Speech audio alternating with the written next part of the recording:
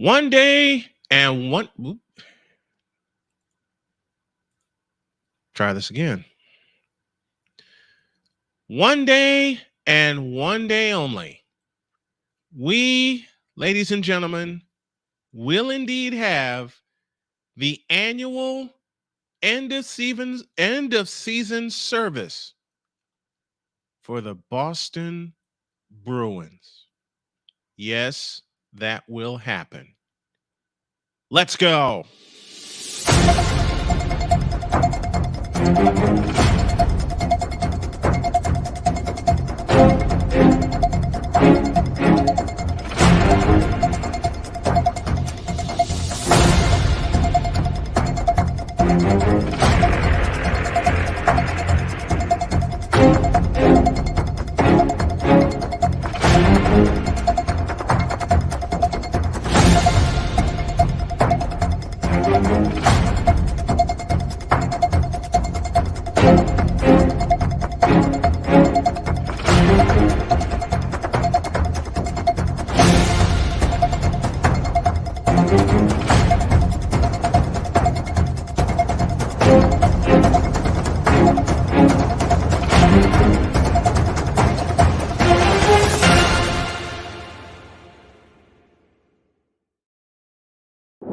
Do it. We'll do it live. Do it live!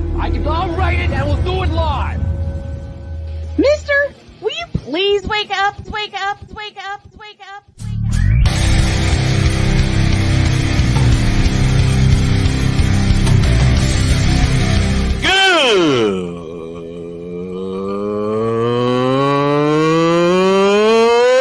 Good morning! Snowman here to all you Brock Purdy and San Francisco 49er haters. Shut up! I gotta thank you, Shane. I mean, whatever happened to the games where breaking 100 points was, I don't know, unusual?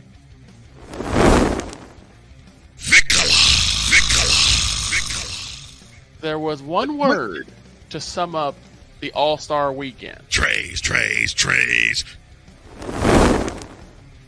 Cause we take this job so serious. Splash Brothers, yes. Ray Allen, replace him with Steve Kerr.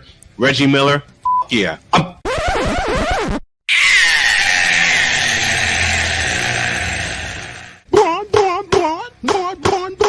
What in the all types of blue hell?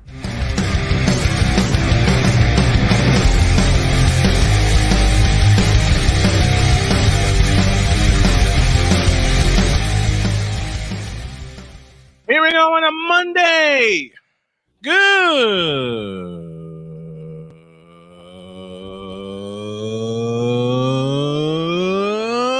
morning.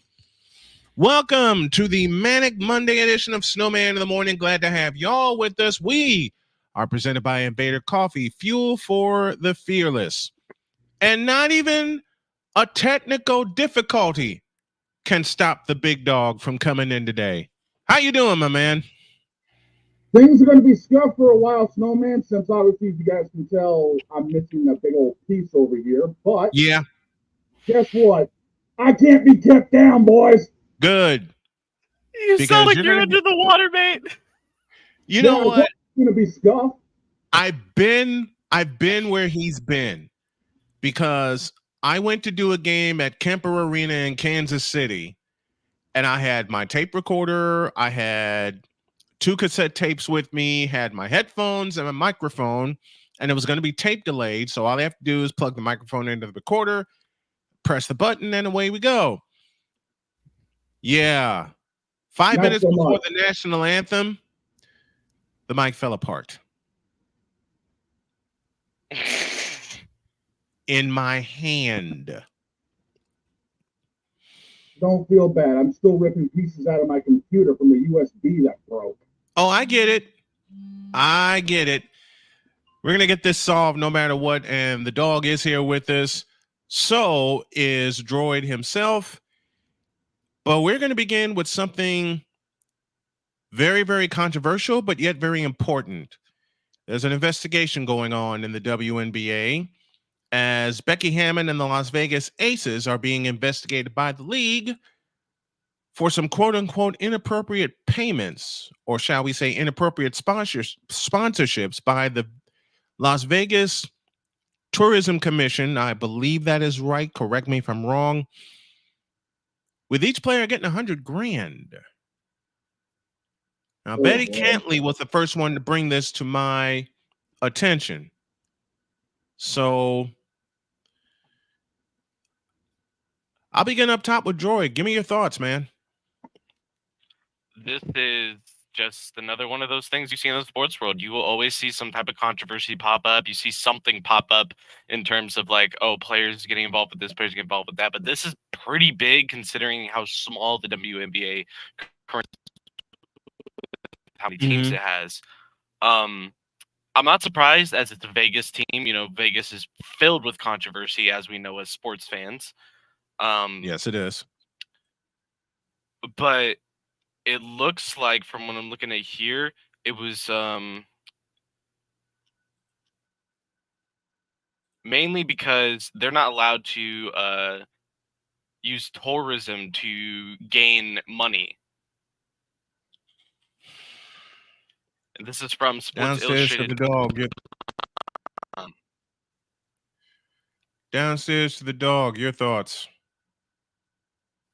Typical Vegas, trying to get an advantage no matter what it is when it comes to that city. And here we are now with an investigation dealing with the fact of it's not against the salary cap for Las Vegas to be doing this.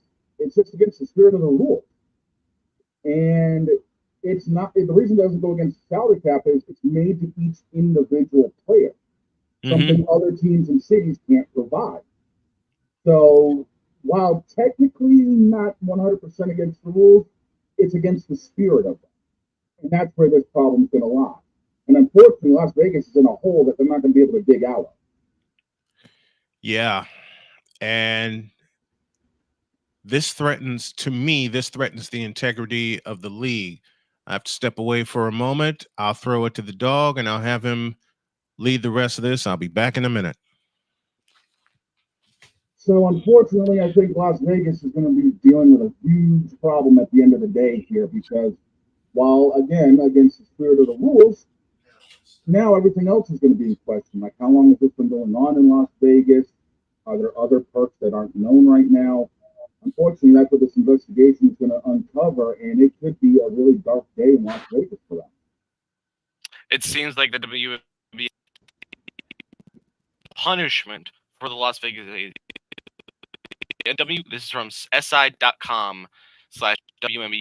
The WNBA announced today that it has rescinded the Las Vegas Aces 2025 first-round pick for violating league rules regarding a permissible player benefit. Las Vegas head coach Becky Hammon for 2 games without pay for violating league and team respect in the workplace policies. Ooh. That's gonna hurt. Las Vegas Aces will be without coach Becky Hammon, and they have forfeited their first round pick in the next draft.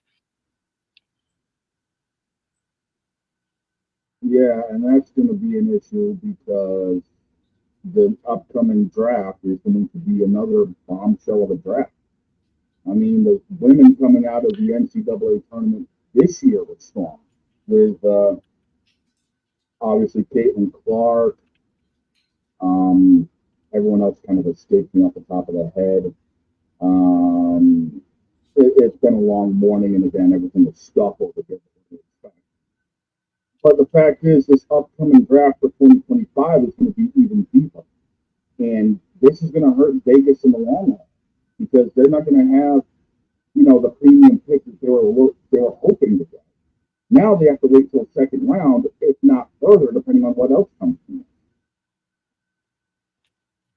So we'll just have to wait and see how things are going on. It does seem like because of this big tourism thing that Vegas sold out 15 home games. Yeah. Versus Phoenix unsold, which is tomorrow. August 30th versus Atlanta. September 3rd versus Chicago. September 15th versus Connecticut. And it looks like September is Dallas. Mm-hmm. And sadly, it's unfortunate to say. But usually the end of the season is overshadowed by the start of the NFL and the NBA. And this isn't a good look for anybody. So I hate to say it, this is going to cause problems down the road for a lot of teams. But as we take a look inside the Fanatic Feedback Zone, our buddy RC's in the house. Let's go Wolves, let's go Pacers. Both his teams in the conference finals. And also talking about Las Vegas, he just feels like the city is always the center of attention. Well, you know what they say about Sin City. Apparently, unfortunately, what happens there doesn't always stay there. And as we stick at the top of WNBA, Angel Reese, how about her in her debut in the WNBA? Angel Reese is a huge force, and she's going to have a great season. Plain and simple, Angel Reese is going to have an amazing season. And I can't wait to see what she's able to pull late year, because it seemed like she only got better as the season went along, and she was really strong in the NCAA tournament. I can't wait to see how she evolves through this season, and especially late year to make the playoffs. The Chicago Sky in their first game, Angel Reese dropping 11 points, Diamond DeShields dropping 16 in a 83-74 win over Dallas. What's your thoughts, Snowman, on Angel Reese's debut? She must get better. Because right now their biggest cornerstone, Camila Cardoso, is out with a shoulder injury. You're talking about a 6'7" big out of South Carolina that can dominate. And I'm sorry, Angel Reese can't right now. She's got some flaws, just as Caitlin Clark does, just as all the other rookies do. She's got some flaws, but she's got to evolve. She has to. And unlike, we saw this as the season went along for Angel Reese this year. She managed to evolve her game, and she brought her best version when it came and it mattered the most. That was the NCAA tournament.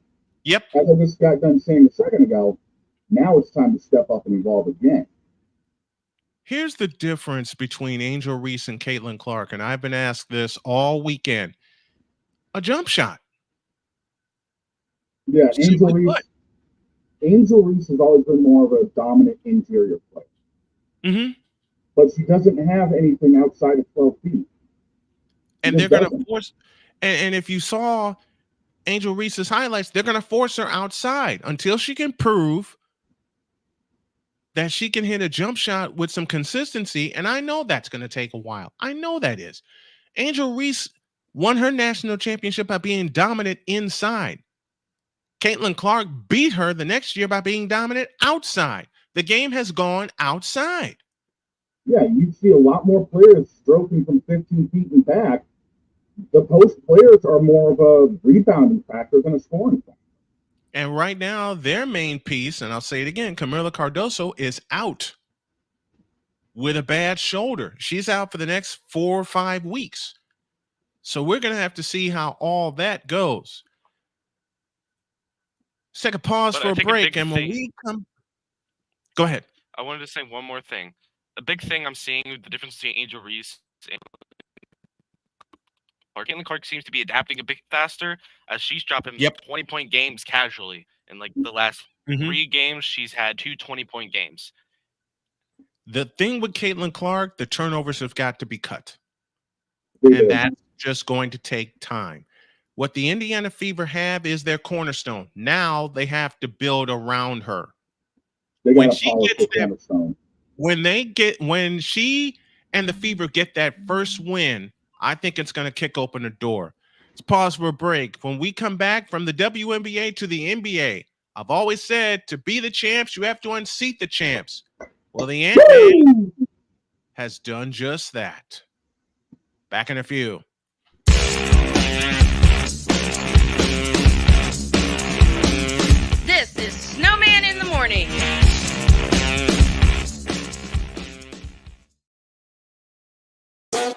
The original Think drink is back. Level up with proven ingredients formulated to crush your competition. No gimmicks, no jitters, no messing around. Just high-potency results that keep you moving day or night. There's a new nerd in town, and we came to play. Nerd Focus. Smarter than energy. SeatGeek is the ticketing app for fans like Boomstick Lady. No free throw is safe from the roar of her sticks. SeatGeek helps her find a seat in the direct eye line of the shooter so she can sit where her boomsticks make the biggest boom. Everybody okay? SeatGeek handles the tickets to sports, concerts, and more, so fans can fan. Are you waking up in the morning with a sore jaw, headaches, maybe even ringing in your ears, all because you're grinding and clenching your teeth at night? That's exactly what was going on with me. That's when I found this, the Brux Night Guard. Now, the Brux Night Guard redirects the bite force away from the back teeth, reducing jaw pain while still protecting the teeth. This unique design is what makes Brux Night Guard different from all other traditional grind guards. Go to BruxNightGuard.com and order yours today. Hey everyone, I'm joined by my old friend, Mr. Ellis Williams, aka Mr. Biggs. You called me and you told me, you said, man, I got Car Shield and it worked. What made you get it? I have this old SUV and I know the manufacturer warranty is about to run out. I didn't want to get stuck with expensive car repairs. Right. So I gave Car Shield a call. Coverage was very affordable and there was no long-term contract. A few months after that, transmission went on my car. I took it to my mechanic, they called Car Shield and saved my family and I $2,400. Car Shield is America's #1 auto protection company. Their administrators have paid out over $1 billion in claims and cover most vehicles from 5,000 to 150,000 miles. You'll receive 24/7 roadside assistance, courtesy towing, rental reimbursement at no additional charge. Give Car Shield a call today before it's too late. Remember, Car Shield cars go farther. Protect yourself now against expensive auto repair bills. Call 800-513-9263. We were always hippies at heart, I guess, and that was one way that we showed it before we became full-time RVers. And we were definitely living small and minimally. What made us decide to go with Battleborn was everyone from their top leadership team down to their service department helped us so much the whole way through. Our relationship with Battleborn is so much more than business. And me and Dennis love to jam together. We've played together multiple times, and that's been an awesome transition. Be able to learn so much more about the business. Also, just make some awesome friends. Alicia. You can't hold somebody to that standard if you haven't voiced what you want and what you're needing from that. Mika. If you're not communicating expectations, you're waiting for your feelings to be hurt. Nicole. Yeah. A lot of people don't want to take the time out to be alone and to get themselves together. Ivan. You got to be willing to work through stuff. And from the jump street y'all done had problems, maybe you don't need to be working through those. BS3 Network proudly presents Queen 3 and King podcast. Live every Tuesday at 7 p.m. Central.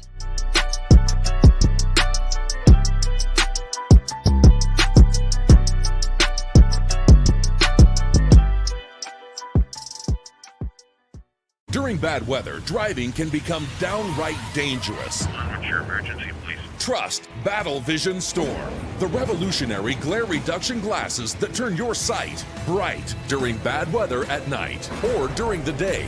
Watch your ordinary vision become extraordinary. Battle Vision Storm uses light optimizing lenses that block blue rays so you see clearly in heavy rain at night or blinding snow during the day. Heavy rain, snow, sleet, or fog can make it impossible to drive. Not with Battle Vision Storm. Get your Battle Vision Storm for only $19.99. But wait, due to rising costs and supply chain shortages, this may be your last chance to get your very own at this low price. There is a strict limit of 4 Battle Vision Storm per order while supplies last. Don't wait, order now. Call 1-800-483-6319 or visit battlevisionstorm.com. So call 1-800-483-6319 now.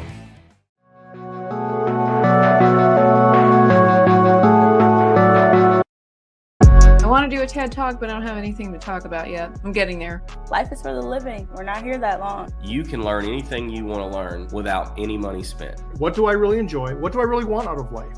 I am your host, WIZE. Are you in a life holding pattern? Well, this is for you. Welcome to the Stuck in My Mind podcast.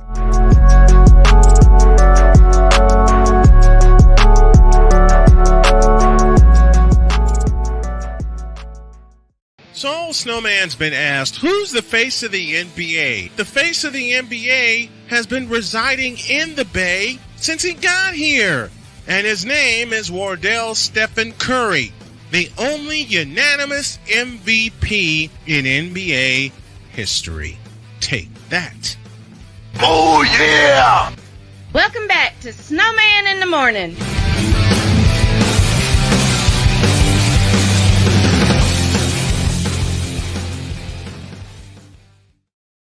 Ryan McCoffey's on the way at the bottom of the hour. Got the big dog and droid with us. And, well, as I said, to be the champs, you have to unseat the champs. And the Ant-Man woke up.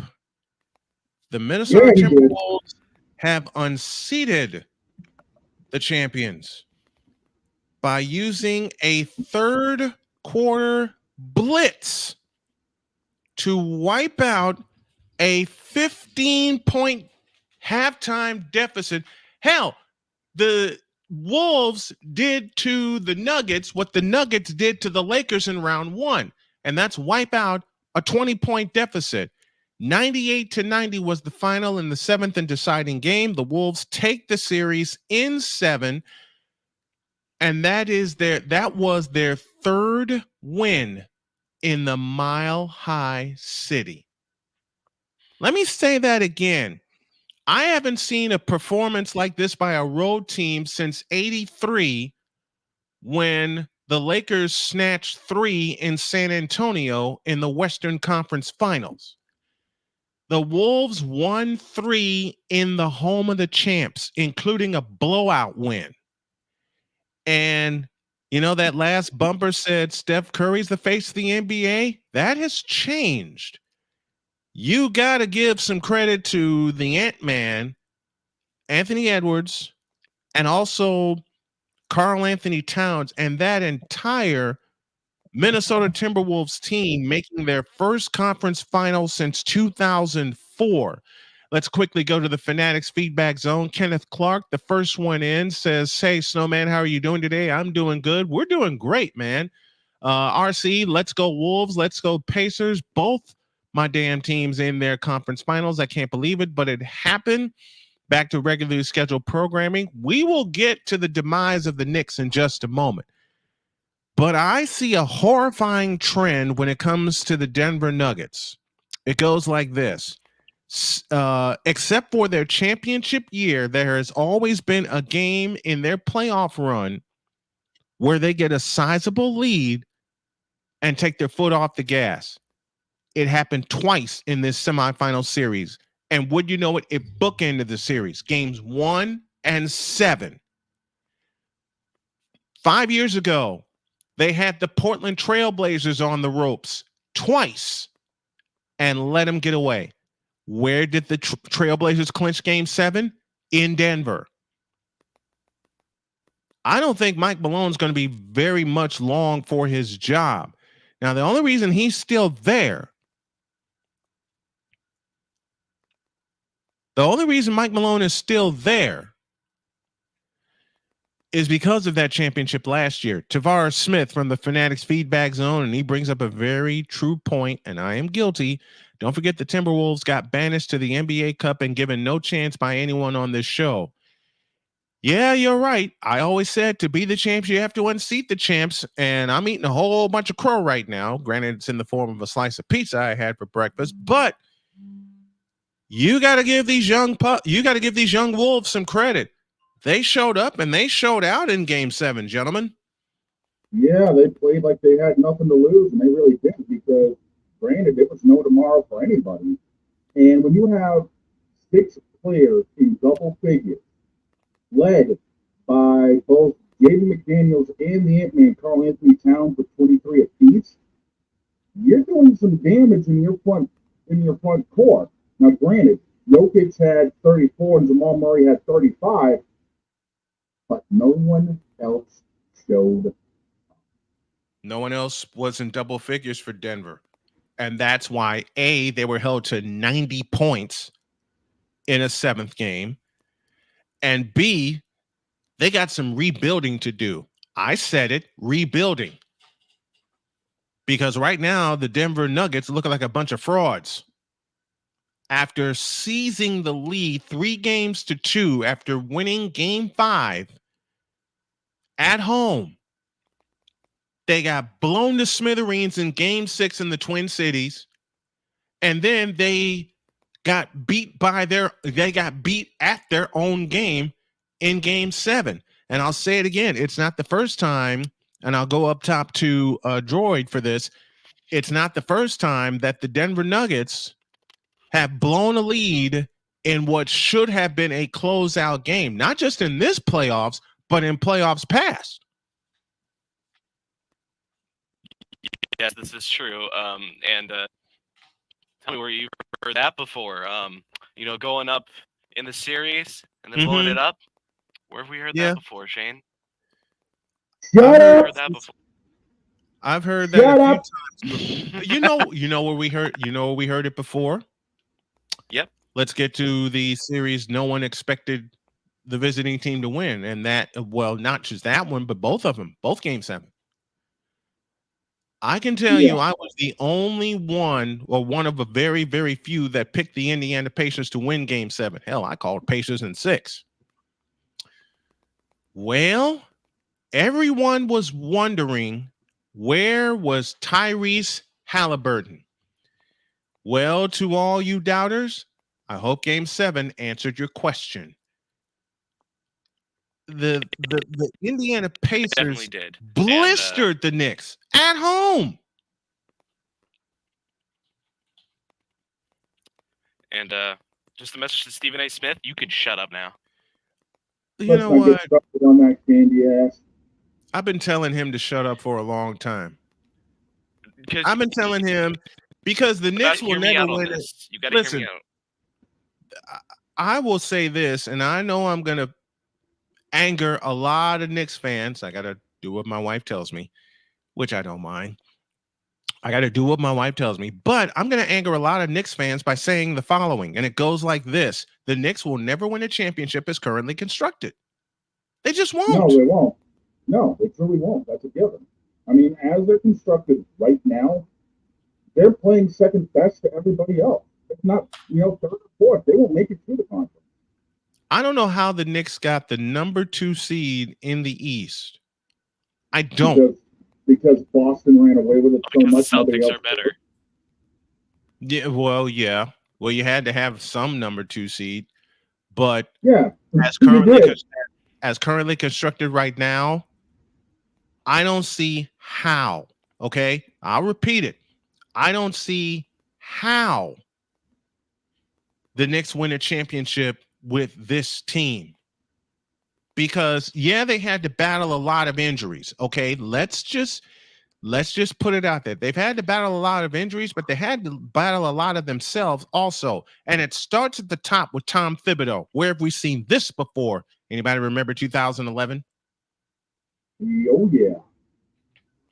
And how he wore down Derrick Rose, and Thibodeau had another big injury. Listen, this is what a lot of people don't remember about that 2011 East Final Series, aside of the obvious that they were blowing the whistles for LeBron anyway. Omer Asik, their big-time defensive center, was out. He got injured.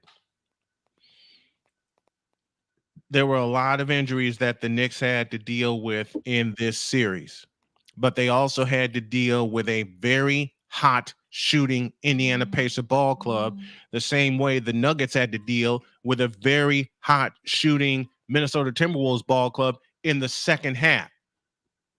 Now back to the Knicks. They surrendered a blistering 76% shooting in the first half. which spelled doom for New York.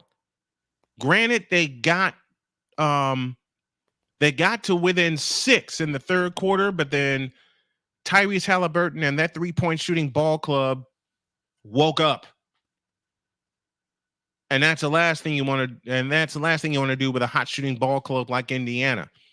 Now Indiana has to take their act to Boston. And I say Indiana wins this series. It'll take all. Listen to me carefully. It'll be the same thing. It'll be a mixture of 1991 when there was basically no defense played between the Pacers and the Celtics. Only difference is there are 7 games involved instead of 5. And secondly, can the Celtics find a way to defend that hot shooting team?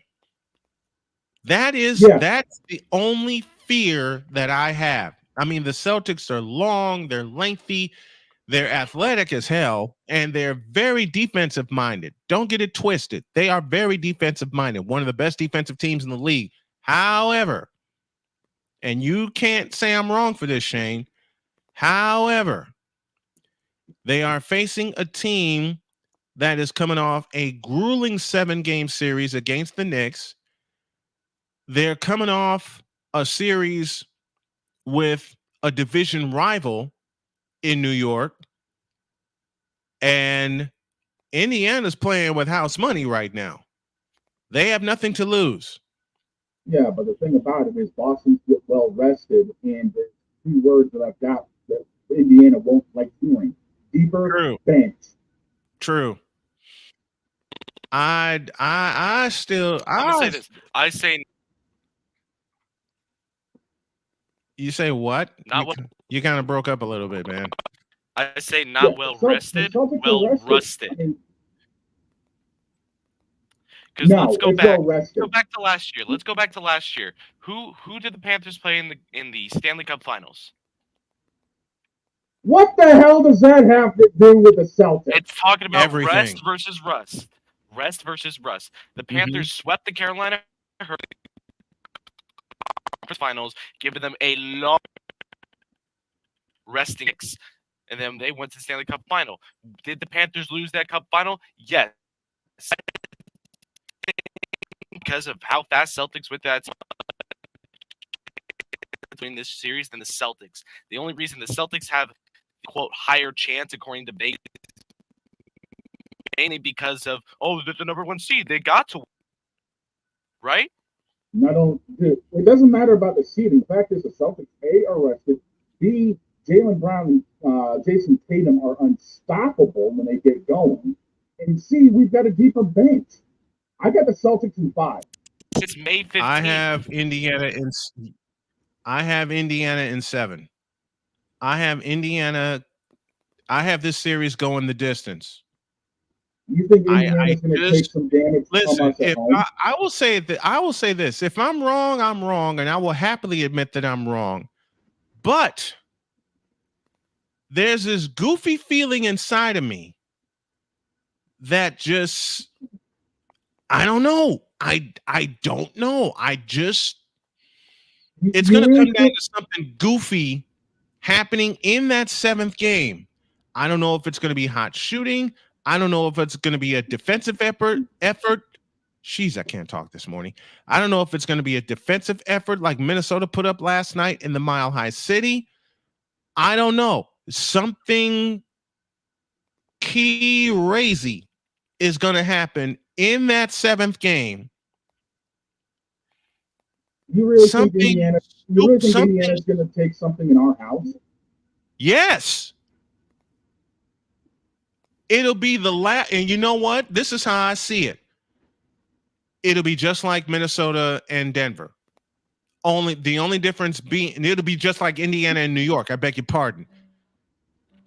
The first team to win a road game, I'll clarify it this way. The first team to win a road game claims the series. How about that? How about the fact Indiana has basically had Boston as a house of horrors against them for the longest time? Exactly. So that's what I think. The first team to claim a road win in this, and it's going to be a tremendous Eastern Conference final. Okay, don't let anything fool you. It's going to be a tremendous Eastern Conference final against a pair of teams that haven't had this much hype in a series since 1991. Okay, they haven't had this much hype since 1991. I may be the lone. I may be the lone wolf on this, but I think Indiana's going to pull it out. If I'm wrong, I'm wrong. I'll happily say I'm wrong. I'll happily say I'm wrong. All right. We got to make a couple of adjustments. We'll make these adjustments right now. I know Droid's going to switch to audio. Let's do that. And considering I have this cup here in front of me, let's also do this.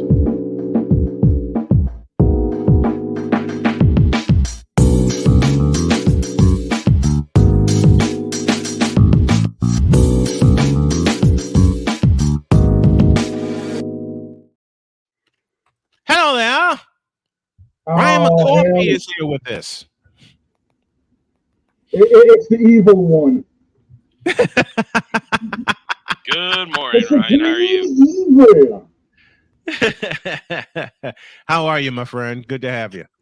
Oh, I'm recovering from a loaded Albany Capital Region sports weekend. That's what I'm doing. But otherwise, I'm good. So what happened? What happened this weekend? Well, let's see.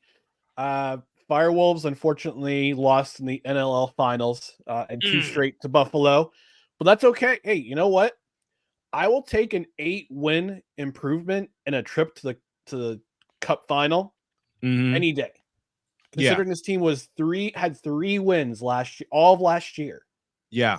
And nobody expected them to go this far this year. It was a privilege and an honor to cover this team, to see how they've grown over this season. And I have no complaints. No complaints at all. Good. All right, man. What else you do this weekend in the region? In the Albany region? Well, I pay attention to the Adirondack Thunder up in Glens Falls. They are in the Kelly Cup semifinal. They're in the Eastern Conference final. And they go to Florida with a 1-1 tied at 1 game apiece in the series. They'll play 3 in Florida, and then, if necessary, come back to Glens Falls for Game 6, if necessary. So we'll see what happens there. One of the few final series that still goes 2-3-2. I like it. Yeah. The ECHL is so broad. You know, it goes from coast to coast and then coast to coast. So it's you got to take the bus down to Florida and then play 3 straight there. Then come back. So there's a lot of travel. And they play the winner of I think it's Toledo and Kansas City, in the Kelly Cup final. If they go that far, they have never been to a Kelly Cup final, so this is great for the Thunder. And then yesterday I was at back at the MVP arena, watching the Albany Firebirds. How can I put this politely? To destroy. Pretty much destroy Southwest Kansas, 66-15. It was. Look, this was a team that had not played since May 2nd. 17 days. They had to wait for an opponent. And I'm very sorry to the fans in Southwest Kansas, but I said I'm sorry, Droid. Let's be real, they got shelled. They got smashed. They forget that. They got smashed. They were. That was the full game for me to watch. And yeah. And I gotta say this to the Arena Football League. We talked about it last week. I put then Commissioner Lee Hutton on the hot seat. He's been deposed. He's been deposed. Jeff Fisher is now the interim commissioner of the league, which is a great thing because it gives the league, it gives them name recognition, it gives them some credibility, and they actually started doing the right thing, which they should have done, as opposed to try to reach too high and put their games on the NFL Network, They put it on a network that nobody has ever heard of. They switched over all the games to YouTube, which is what they should have done. Which is what they should have kept. What they should have done in the first place. In the first place, Hey, yeah. Should have done that. Should have done that in the first place. Yep. So now they have a big match on one. They have a big game on Friday against West Texas. West Texas. I can't remember their last name. Desert Hawks, who used to be the Warbirds when they were in the NAL. And now they're facing the West Texas Desert Hawks on Friday night, and that's going to be I think it's going to be a great game. That's going to be a great game because they're both. I believe they're both undefeated, if I'm not mistaken. First one to 70. Yeah, pretty much. It's going to be the first one to 70. Although, if you ask the Firebirds, they're like, no, we're not going to allow 7. We're not going to have them drop 70 on us. I'm talking about y'all having 70 on them. Oh, okay. I'm talking about y'all putting 70 on everybody. Let's put Let's put it this way. The offensive reserves were out for the second half yesterday, and they still scored 31 points. I'm not surprised. No. 5-8. I'm not surprised at all. Yeah, it was 35-8 at the half. At the half, they said, "You know what? We got a big game on Friday. Let's put the offense." Poor Southwest Kansas. 31 points. Sounds like the damage I used to do on Madden. Yeah. You know, I never played Madden. I don't plan on playing Madden. I'm the most basic video gamer. Up, down, left, right, shoot. Okay, press a button, go this way. Press a button, go that way. I can't do these combinations or whatever the hell y'all call them. Now, too many buttons. Now, Ryan, I need you to roast somebody. The White Sox? No. I already did that yesterday. Hell, my wife did it for me. My wife did it for me. Let's put it this way. The over-under for the White Sox runs total scored this weekend was 5.5. And they got the under. So if you bet the under, good for you. Congratulations. I knew not to bet anyway, knowing how pathetic this team is going to be for the next couple of years. At least you realize. At least you realize it. I'm not stupid. Okay, they're bringing in young players, and they finally do something they should have done 3 years ago when they won the doggone division. Rebuild their farm system. And they yeeted Tim Anderson to Miami. They banished him to Miami. I'm glad they did. And he hasn't done a doggone thing with Miami. He was a problem. Matter of fact, he's sitting on a bench. He was toxic in the locker room. And the White Sox are getting all that garbage out. They're Houstoning. That's what they're doing. They're blowing it up and starting all over. They're blowing it up and they're starting all over. The good thing is they're basing a lot of the offense around Lubach. Yes, around Luis Robert. Now, the other thing with the White Sox, stay healthy, please. Yes. They've been smashed with injuries all year. That's no excuse for the way that they play. But I will tell you, they do not only with Luis Robert and Eloy Jimenez, they have a second baseman by the name of Zach Remillard.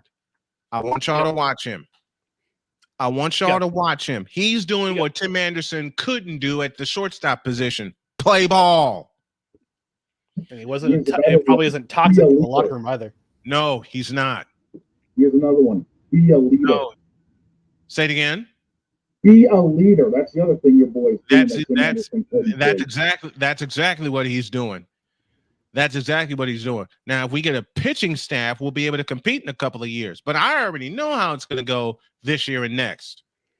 The pitching staff is going to be key for them. The pitching staff is going to be key. Here's the reason why I've asked Mr. McCarthy to roast somebody. And the person I want you to roast while I step away for a minute because I drank 2 of these. Who told you not to do that? Jody told me not to do it. This is And why the you bad go part- before the show. I was driving, okay? You got to allow me that. I was driving to pick up my daughter, okay? You know the crazy part? As my loving sister would say, don't make excuses, be accountable. I am being accountable. I'm admitting live on the air that I put 2 of these down with chocolate caramel in it. Oh. I am being... Listen, y'all know I'm a chocoholic. Y'all know I can't help it. Okay? I'm trying to help. Listen, you want accountability? And this is where I laugh at myself. I went the full day yesterday without caffeine. I went the full day yesterday. And what time were you in bed? Huh? What time were you in bed? I'm not going to admit that Or aloud. how many naps? Or sorry, how many naps did you take throughout the day? You want to know? You want an over under? The over under is 3. 7. Woo! But I had 2 But I get advantages. I had 2 advantages. My wife was with me, and my wife was with me. Those are my 2 advantages. Fair. Listen, I knew I was going to overindulge today. I knew it because I basically went the entire weekend without caffeine. I went the entire weekend without caffeine. So if I'm going to indulge, a trap. Yeah, it is. This will be the day. This will be the day to do it, and I'm holding myself accountable as the children in my family and my wife has told me to do. Y'all see this? I've had 2 of these. One sitting up at 5 o'clock this morning, trying to put the show together, and the second one I had on the road while I was picking up my daughter. Here's the crazy part. Guess who gave me the first one? Jody. Yep. Yeah. All right. So speaking of coffee, who am I roasting? Mike Greenberg. Ooh. You mean the pseudo Jets fan? Yes. He's and pseudo because of the fact he's a beloved Northwestern Wildcat, my guy. Yeah. Okay. Now I think Droid is going to be gone. Yeah. For the rest I want to talk some hockey with him. Oh, you'll have us. We're gonna be talking some hockey a little bit. Hey, I switched to my Bruins hat because there's an end of year service coming. And now, I want you. This is why I want McCoffee to roast Mike Greenberg. I have 2 reasons. One, I have to step away because that second cup of coffee is going to kick my tail. And the second and most important reason, what he predicted for the Jets to do this year. This is why I don't watch the Florida Network, folks. I am glad you, and that's the bonus reason of why I want you to just put him on the hot seat. I'll set it up. Tell me what he said. Tell me what he said. 14-3. I'm sorry, what? You ready? You ready? 14-3? Let me cook. Get him.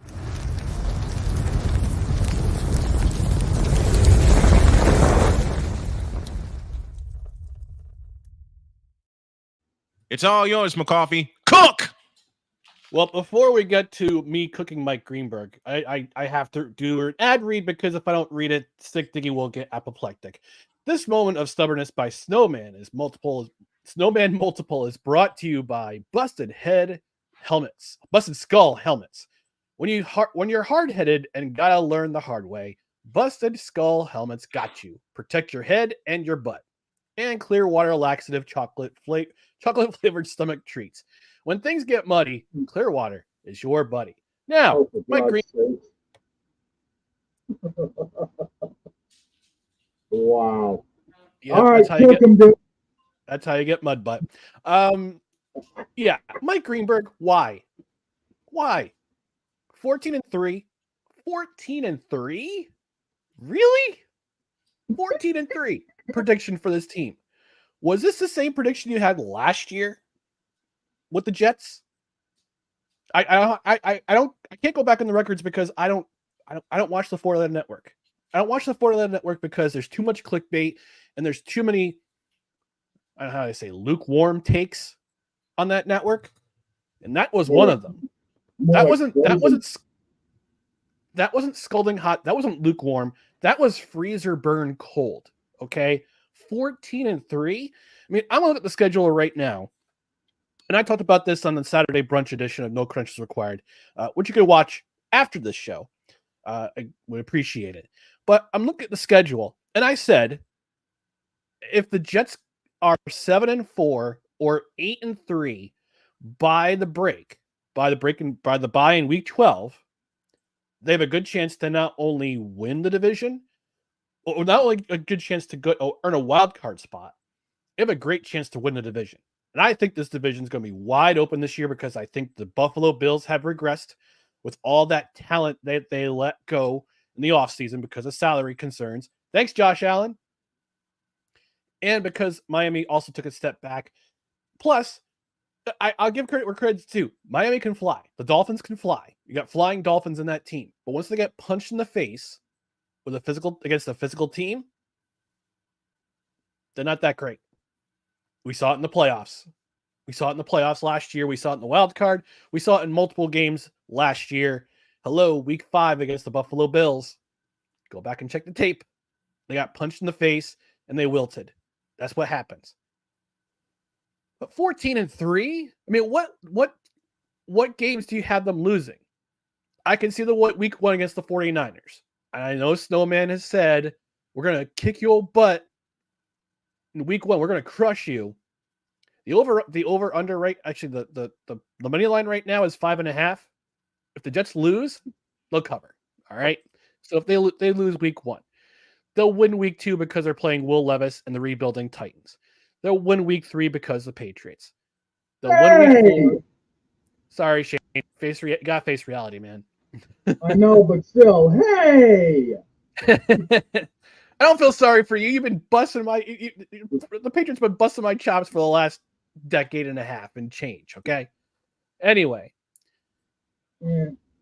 Denver, they'll beat Denver. Minnesota, back and forth game. I think that'll be a close game in London. Bills on Monday night, that'll be a close game. Pittsburgh, they win. New England, they win. Sorry, Shane. Ow. Houston's a potential. Right in the feels. Houston's a potential loss. That could go either way. They'll beat Arizona. Indianapolis could go either way. So that's 3, possibly 4 losses. But again, they're 7-4 or 8-3 at the break. And this is their latest bye week since 1990 when bye weeks were established. All right. They look at the rest of the schedule. It gets a little tougher. Seattle, week 13, Seattle at home. Then they travel to Miami. They stay in Florida for Jacksonville. They come home for the Rams. Then they're at Buffalo. And then week 18 is a home finale to be determined. Possibly on Monday night, possibly on Saturday afternoon, possibly on Sunday night or Sunday afternoon against the Dolphins, depending on where they are in the standings. So look at the schedule. There's no way they're going 14-3. I'm sorry. I'm a Jets fan. I'm a realist. Okay. I've suffered as a sports fan, not physically, not emotionally, not mental. Well, I can say emotionally. Emotional. There's a lot of emotional damage as a Jets fan, especially over the last 10 years or so. Emotional damage. 14-3. Looking at this schedule, looking at who you have to face. Look. Who's smoking what? 49ers ain't no slouch. Minnesota. Emotional damage. Thank you. Minnesota ain't no slouch. Buffalo took a step back. Ain't no slouch. Pittsburgh. I don't know who's playing quarterback, but Mike Tomlin always gets his team ready. Houston ain't no slouch. CJ Stroud. Anybody. Indianapolis ain't no slouch. And I'm not saying that because Dr. K might be listening. I'm saying that because Indianapolis is a good team. They were 1 play away from winning the South last year. All right. And the best part about the Colts is they're healthy. Yeah, they're healthy. And if they stay healthy on week 11, that's going to be a great game. Seattle, I don't know what they are. I mean, even Dustin will say that too. Miami, they are what they are. Jacksonville is a tough team. I want y'all to sweep Miami. Because I'm sick and tired of the hype of Tua Tagovailoa, and he's mediocre. Go on, please. Anyway, Rams, no slouch. None. At the Bills in Orchard Park, not Buffalo, in Orchard Park. At Rich Stadium. It's going to be cold. It's going to be windy. That's going to be a slobber knocker. So how do you see 3 losses out of this schedule? Which 3 teams did he say we're going to beat the Jets this year? Look at this at a realistic standpoint. And I joke around and say that Mike Greenberg's a fake Jets fan. He could be. I mean, maybe he's just hyping up the team because he wants to feel good about himself. But this is not a 3-loss season. Yes, they could I mean, the NFL, look, a wise man once said, the most predictable thing about the future is that it's unpredictable. We didn't see Aaron Rodgers going down after 4 plays last season and then having the absolute garbage season from 3 different quarterbacks the rest of the way. Nobody saw that coming. Tim Boyle. Tim Boyle. Nobody saw that coming. And nobody can see a 14-3 season, not even you. So step away from your phone, step away from the freezer burn takes, and just stop. All right, stop talking about the Jets. Let's wait till September to see what happens. 3 losses. All right, we're done here.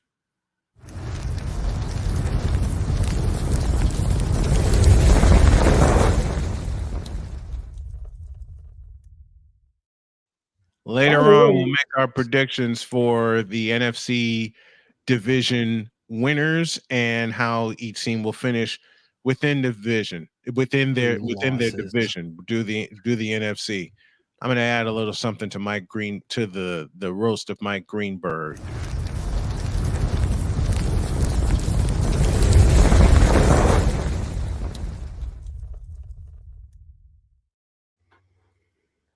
I'll put this in the form of a letter. Dear Mike Greenberg, stop smoking, will you please? Now, I know you don't smoke for real. I know that. I mean, hell, you're wishing something that Shane would wish for his Patriots, which is 14-3 with a rookie quarterback, for God's sakes. I mean, hell, we know it ain't gonna happen. You're wishing. You know what, Mike Greenberg? You're wishing for the miracle that the Boston Bruins should have had last year.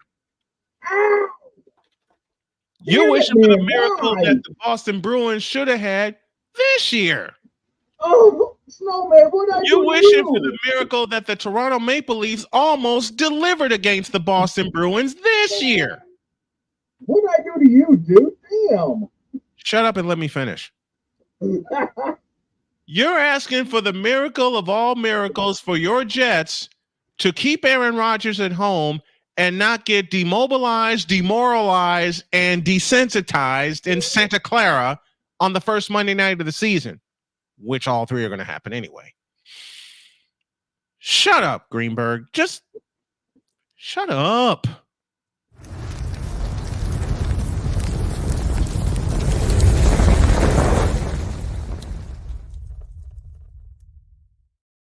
I'll say more later. I got enough damage here from not having my whole normal setup. Why you got to do that now? Oh, I'm just warming up. Let's get Ryan out of here. Thanks for coming, buddy. We appreciate you, and we'll see you in a week. All right. See you, folks.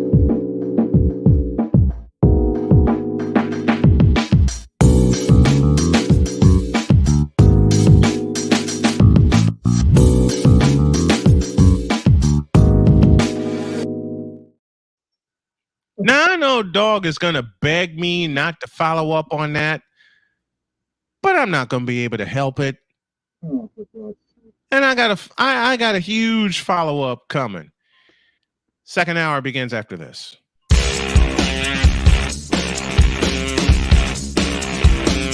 This is Snowman in the Morning.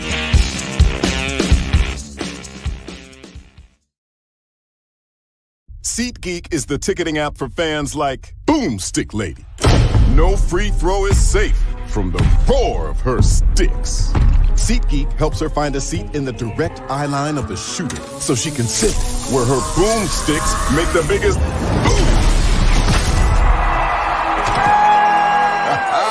Everybody okay? SeatGeek handles the tickets to sports, concerts, and more, so fans can fan. The original Think Drink is back. Level up with proven ingredients formulated to crush your competition. No gimmicks, no jitters, no messing around. Just high-potency results that keep you moving day or night.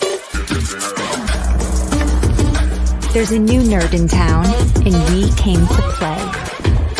Nerd Focus. Smarter than energy. Are you waking up in the morning with a sore jaw, headaches, maybe even ringing in your ears, all because you're grinding and clenching your teeth at night? That's exactly what was going on with me. That's when I found this, the Brux Night Guard. Now, the Brux Night Guard redirects the bite force away from the back teeth, reducing jaw pain while still protecting the teeth.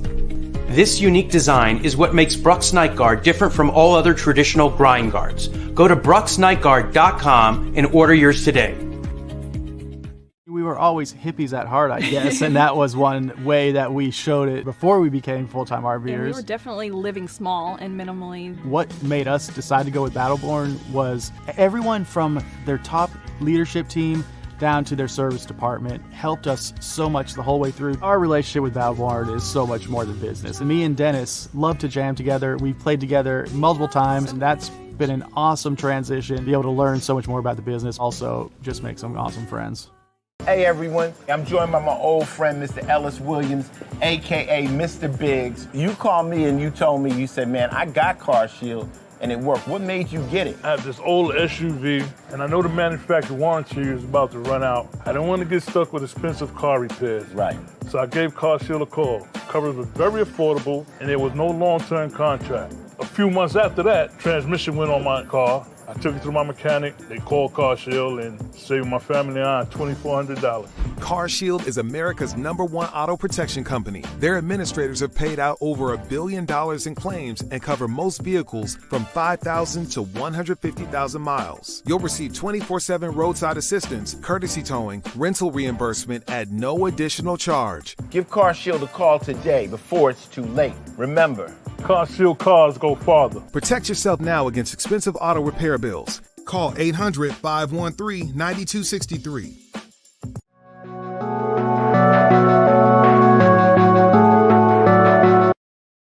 I want to do a TED Talk, but I don't have anything to talk about yet. I'm getting there. Life is for the living. We're not here that long. You can learn anything you want to learn without any money spent. What do I really enjoy? What do I really want out of life?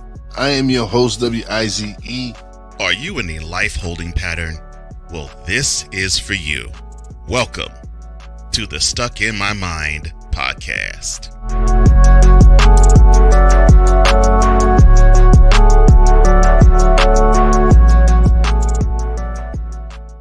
During bad weather, driving can become downright dangerous. What's your emergency, please? Trust Battle Vision Storm, the revolutionary glare reduction glasses that turn your sight bright during bad weather at night or during the day.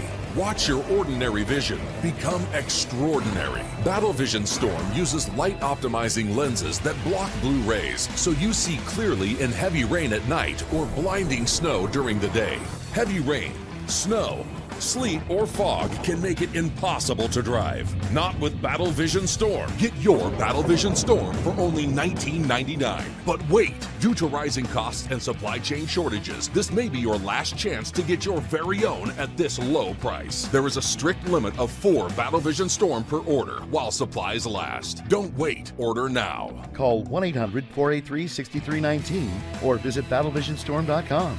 So call 1-800-483-6319 now. Mister, how do you operate this Twitter thing or this Instagram thing or whatever the heck? You're supposed to know all this stuff. Anyway, welcome back to the show. Do us a favor, folks. Today launches the new version of the podcast. You can pick it up on any of your favorite podcast carriers. With the Dawg, I'm the Snowman, and I've been challenged by the Playmaker. Lukewarm roasting, huh? You ain't heard nothing yet. And I promise I'm not going to take a shot at Shane. I'm going to take several of them.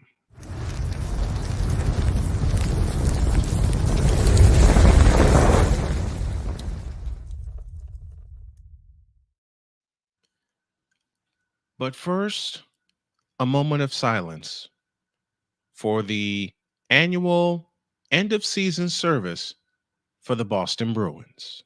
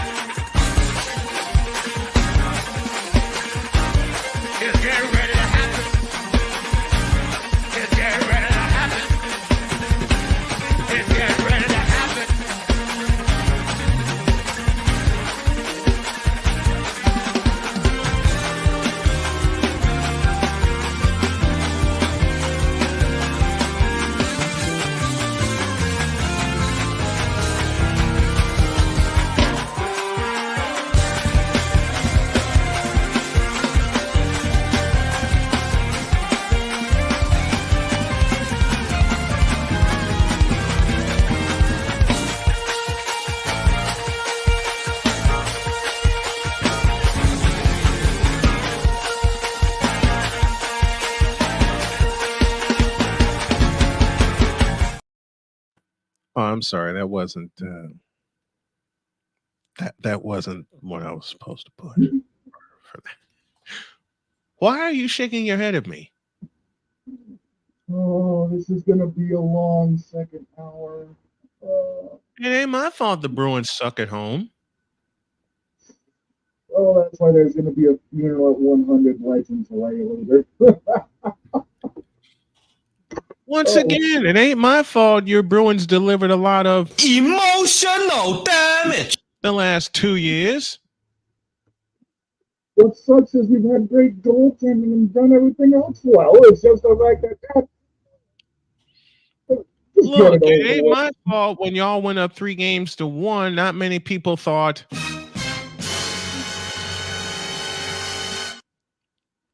hell, when the Patriots drafted Drake May, and not like a lot of Patriot fans thought. Matter of fact, Gerard Mayo thought excellent when he should have been thinking emotional damage because by week 3, fatality.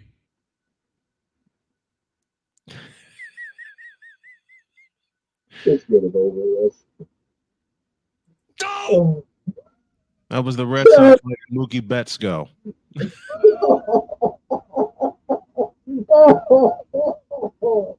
Just get it over with. That's what's gonna happen when New England visits Santa Clara. Even I know that. Come on, we'll be lucky to see 500 this year. Let's be real.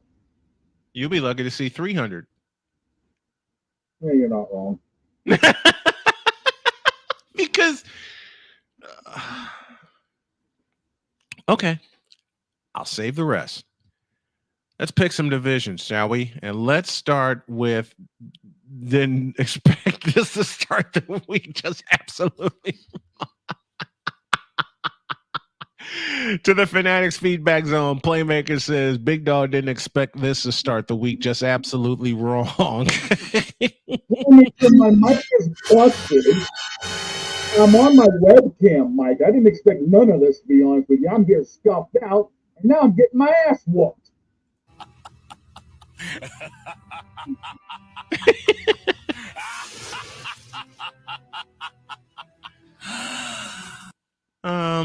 Let's see. The Red Sox, when they let Mookie Betts go.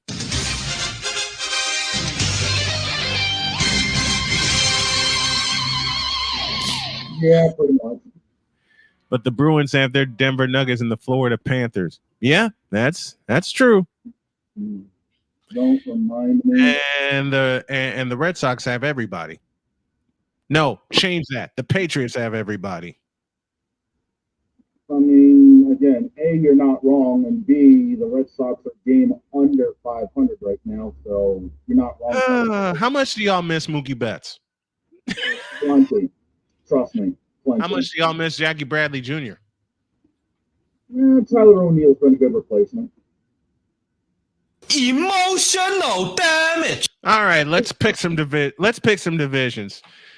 I can't take. Yes, I can. Holy smokes! You need booze. Yes, I do. I need a nice one of vodka. I got some orange juice over here. I need some screwdrivers. It's Monday, and it's Monday morning, 11:12, and I'm ready to start drinking. Thanks.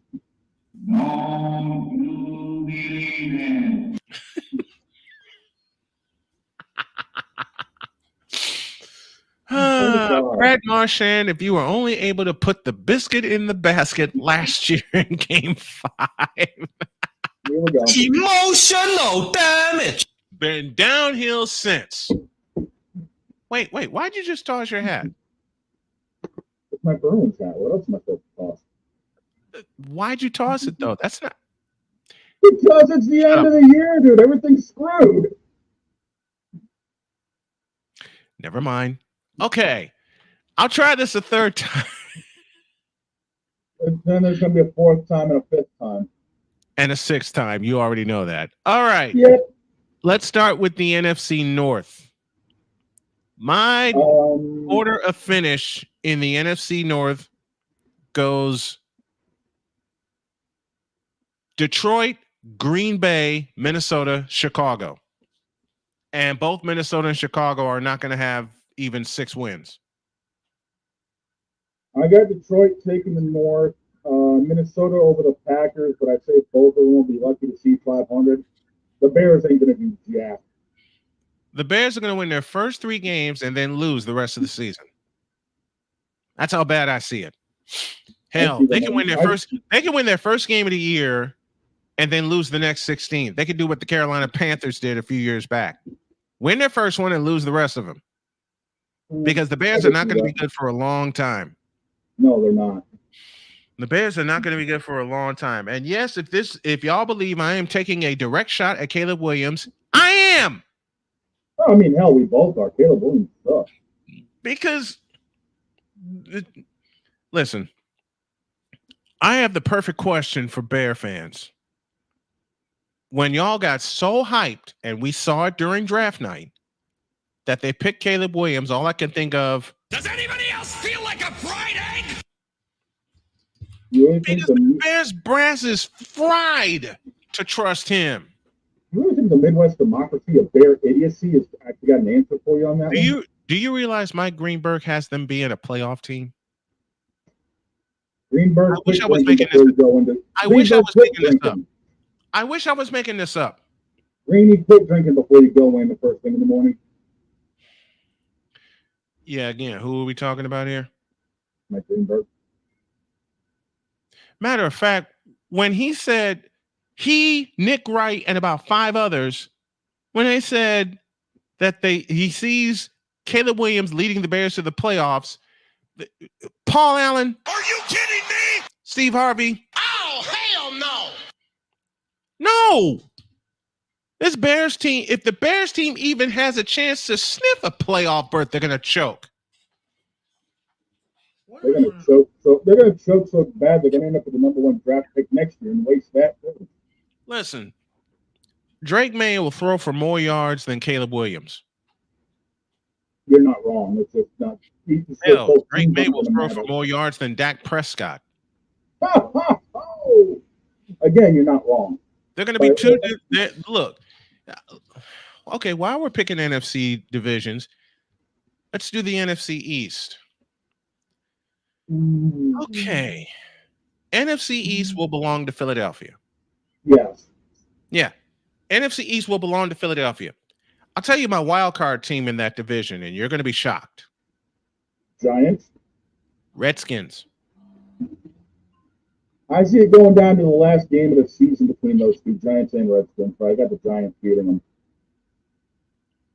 I don't know, man. I trust Jaden Daniels more than I trust Danny Derps. Besides, Jaden Daniels actually has something that the Giants nor Cowboys don't have. Weapons. True. And anybody that thinks CeeDee Lamb is the best receiver in the league, quit smoking. Wait, better thought. If you think CeeDee Lamb, just because he led the league in receptions and receiving yards, y'all actually think he's a good receiver? Ain't nobody got time for that. There's a couple people in San Francisco and a couple people in Los Angeles that want to discuss that with you. And I don't mean Los Angeles Chargers either.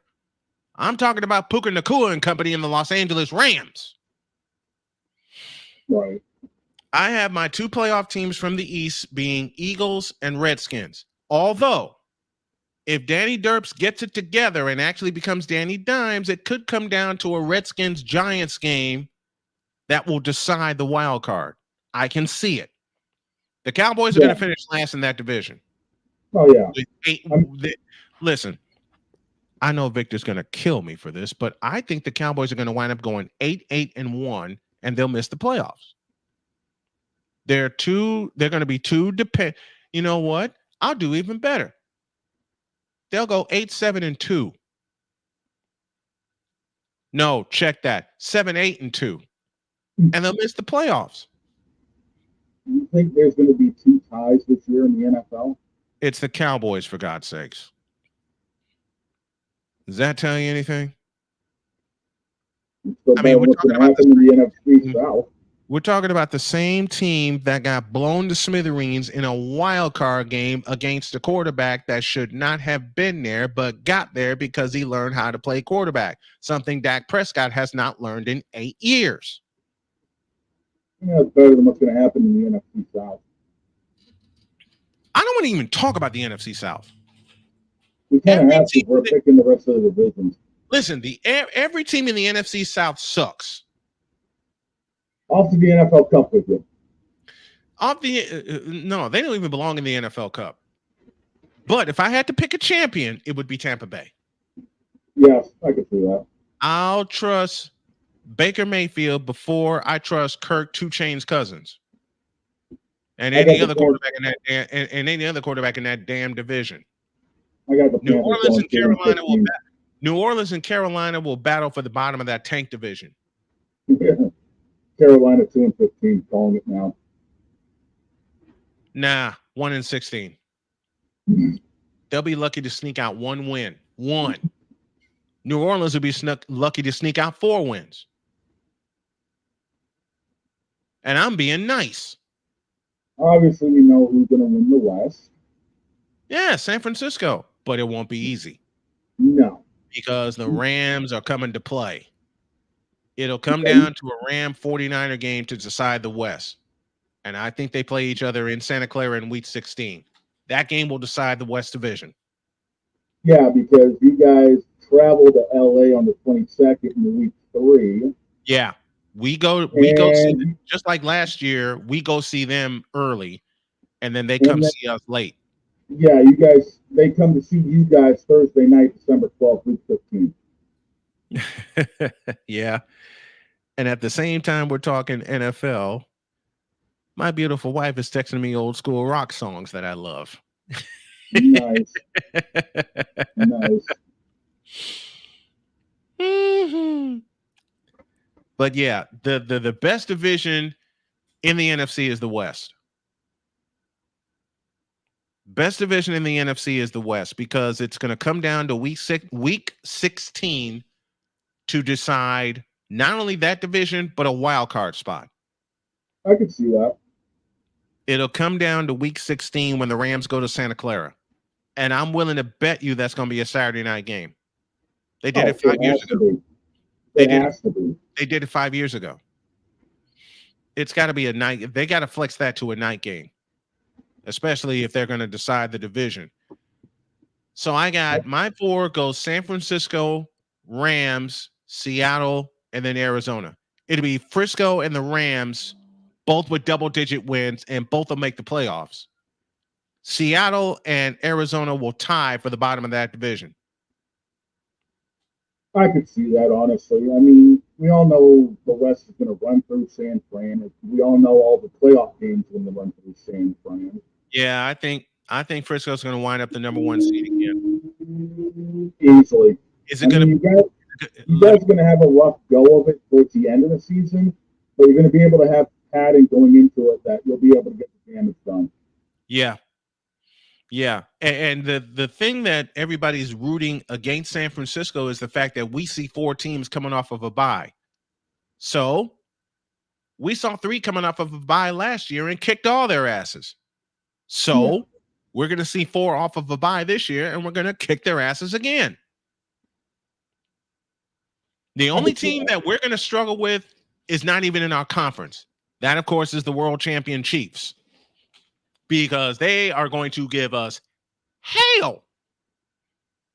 I'm saying it aloud. The Chiefs are going to give us hell. I know they're going to give us hell. And, of course, me and Joy are calling that game. Yeah, that's going to be fun. So both of us are not going to have any voices. Matter of fact, here's how I see records for the best teams in the league. Kansas City will run the table. The Niners will lose 1. Who will we lose that 1 to? Kansas City.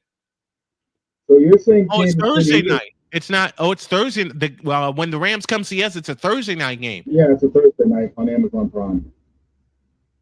Okay, cool. I'm going to beg my wife to take my daughter to work. Are you thinking what I think you're thinking? You blank damn right I am. You doggone right I am. I'm gonna have to stop. I want you to join me, and I want the playmaker to join me. I'm gonna have to stop. Dude, I'm gonna have to stock up on parts if we're doing this. I don't need to be doing no damn stuff, man. I need to stock up. I'm gonna need about 3 USB hubs at this Listen, point. you already know what's gonna be in this thing all day. But that's gonna be a fun Thursday night game. Every time the Rams and the 49ers get together and it's a primetime game, it's nuts. It is. It's nuts. Because the last 2 times we played on Monday night, it was played to 1 possession. This is a Thursday night game that I think it will decide the division.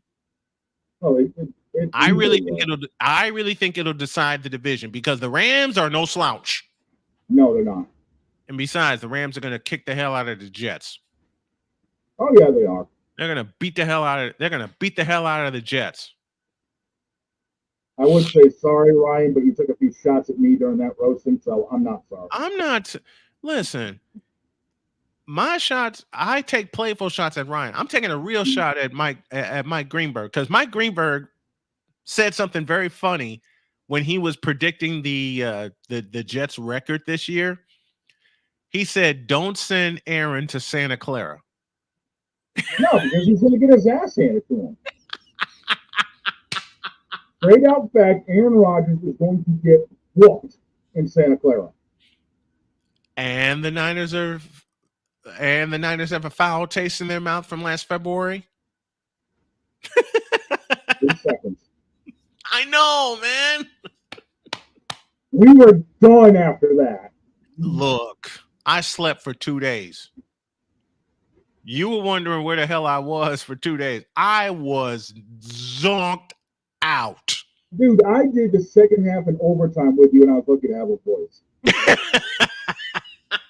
I was zonked. My wife wakes up the next day, and she says, "Are you gonna go pick up Sonya?" Huh? And she starts laughing. She says, "I'll go get her, but you gotta meet me for lunch. You're on. Just give me a couple of hours." Right. Which we did. We had lunch. We had a great time just messing around, picking at each other, and had a great lunch. But that day before the Super Bowl Sunday, let's see.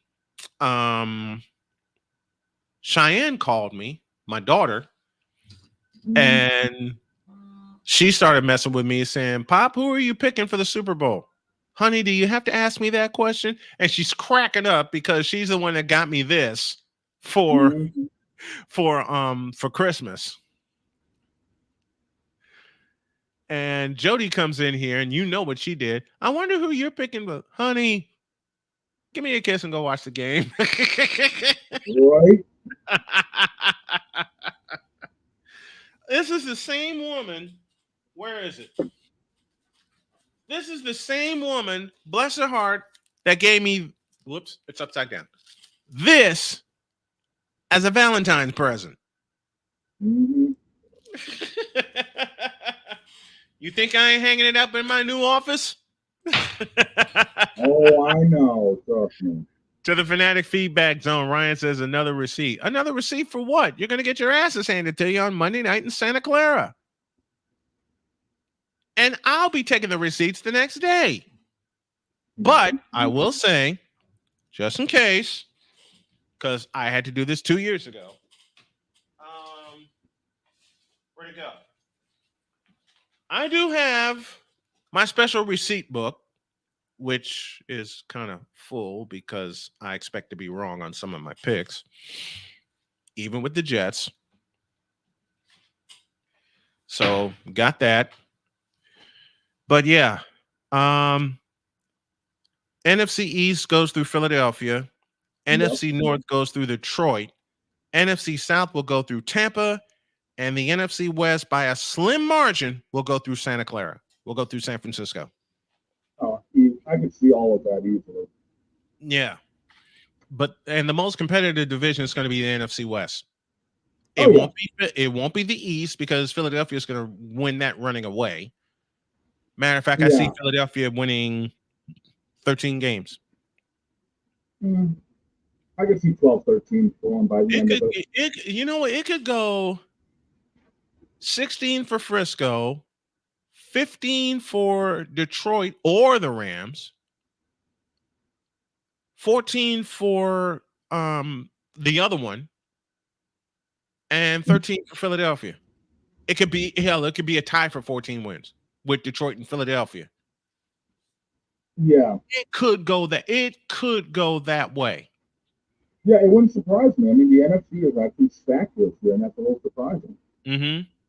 Usually there's only one or two good teams in the NFC. This year there's like 6 of them. Yeah. It's going to take for Frisco to repeat for the third time as division champions, and the last time they did that was mid-90s, wasn't it? 88, 89, and 90. Montana years. Yeah, toward the end of the Montana era. But it's going to be tough with the Rams in that division, man. The only way I see I'm putting that out there right now. It's going to be tough as hell in that West division. I'm putting this out there. The only way San Fran repeats, honestly, is if LA stumbles late. Yeah. LA would need to lose 3 out of their last 4 for San Fran to actually pick up the division. Yeah, because they're both going to come out smoking. Easily. The Rams and Niners are both going to come out smoking. The way the Niners seize control of that division is if we snatch the first one in Los Angeles. Yeah. And that'll get us started running through the division, but that last one against LA will decide it. Yeah, the Thursday night. I really believe that last one against the Rams will decide that division. And it's on Thursday night. Oh my gosh. Yeah, because the Rams' last 3 games, they're on the road for the Jets. Sorry, Ryan. They're at home for Arizona, and they're at home for Seattle. The Rams are backloaded. The Rams are backloaded with home games. Yeah, and it's all purgatory basically. Mm-hmm. Well, the Cardinals are in hell. They ain't in purgatory. They're in hell. Yeah. But, I mean, as we all know, teams getting complacent towards the end of the season tend to overlook those games. Yeah. LA can't. Yeah. Yeah. All right, let's take one final break. When we come back, Jay Spivey will join us for the first time in a while. And I will happily admit it was my fault. Back in a minute.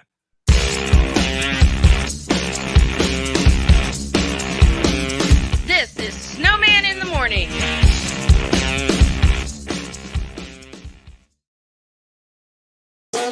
The original Think Drink is back. Level up with proven ingredients formulated to crush your competition. No gimmicks, no jitters, no messing around. Just high-potency results that keep you moving day or night. There's a new nerd in town, and we came to play. Nerd Focus. Smarter than energy. SeatGeek is the ticketing app for fans like Boomstick Lady. No free throw is safe from the roar of her sticks. SeatGeek helps her find a seat in the direct eye line of the shooter so she can sit where her boomsticks make the biggest boom. Everybody okay? SeatGeek handles the tickets to sports, concerts, and more, so fans can fan. Are you waking up in the morning with a sore jaw, headaches, maybe even ringing in your ears, all because you're grinding and clenching your teeth at night?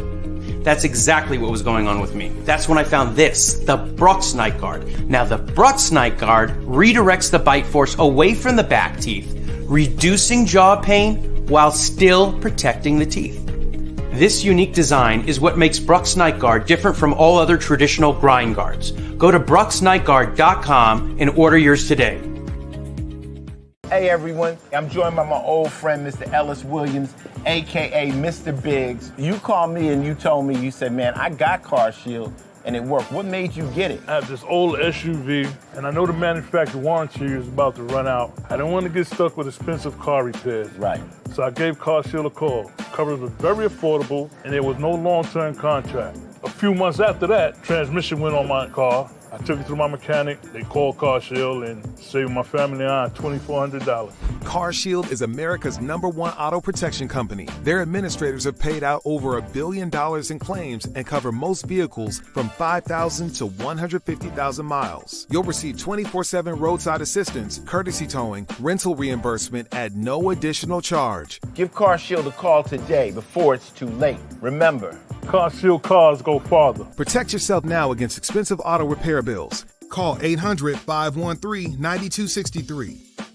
We were always hippies at heart, I guess, and that was one way that we showed it before we became full-time RVers. And we were definitely living small and minimally. What made us decide to go with Battleborn was everyone from their top leadership team down to their service department helped us so much the whole way through. Our relationship with Battleborn is so much more than business. And me and Dennis love to jam together. We've played together multiple times, and that's been an awesome transition. Be able to learn so much more about the business, also just make some awesome friends. Alicia. You can't hold somebody to that standard if you haven't voiced what you want and what you're needing from that. Mika. If you're not communicating expectations, you're waiting for your feelings to be hurt. Nicole. A lot of people don't want to take the time out to be alone and to get themselves together. Ivan. You got to be willing to work through stuff. And from the jump street, y'all done had problems. Maybe you don't need to be working through those. BS3 Network proudly presents Queen 3 and King podcast. Live every Tuesday at 7 p.m. Central.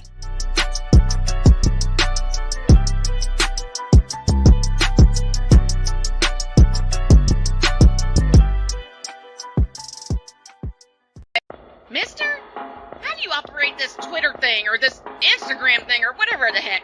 You're supposed to know all this stuff. Anyway, welcome back to the show. Down the stretch we come on this Monday edition of Snowman in the Morning. You heard our NFC division predictions. Tomorrow we'll do the AFC, and I promise I'll have a lot more fun with the graphics. Also tomorrow, we'll have the premiere of The Token Female with my friend Allison Moran. It was supposed to happen today, but I goofed up and forgot. A little too much of this. But she'll be here tomorrow. We'll get it all planned out. Speaking of planned out, this is planned out correctly.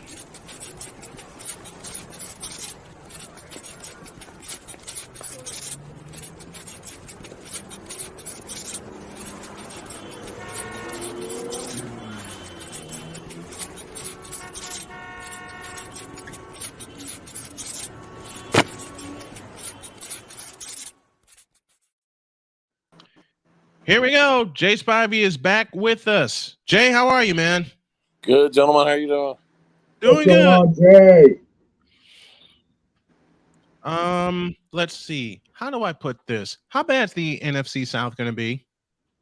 Oh, jeez. Well, you know how bad the Panthers are. Yes. I don't think the Saints are much better. No, they're not. The Falcons are a soap opera right now. As the world of two teams rotates. So that leaves the de facto champions maybe being the Bucks, and that's Baker Mayfield. Yeah, we were talking about it earlier. What does that tell you about that division? It's a tank division. So at least one probably will be one of those teams will be in the playoffs. Why is it so bad in Atlanta? No, I know why it's so bad. They signed Kirk Cousins and then drafted Michael Penix. That is, although it's not been reported, I can flat out tell you that is an Arthur Blank move. Mm-hmm. That is an Arthur Blank. Why do you sign a guy and then draft a guy just a few weeks later? It has to be an Arthur Blank move. I mean, who else would pull that crap besides him and Jerry Jones?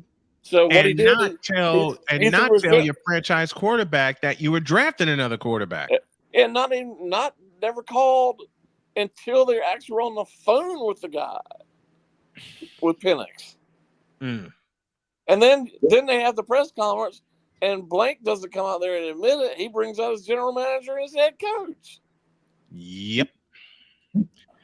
You want to talk about a soap opera? There you go. That's more like all that money to Cousins is guaranteed. Most of it is. Half of that contract is guaranteed.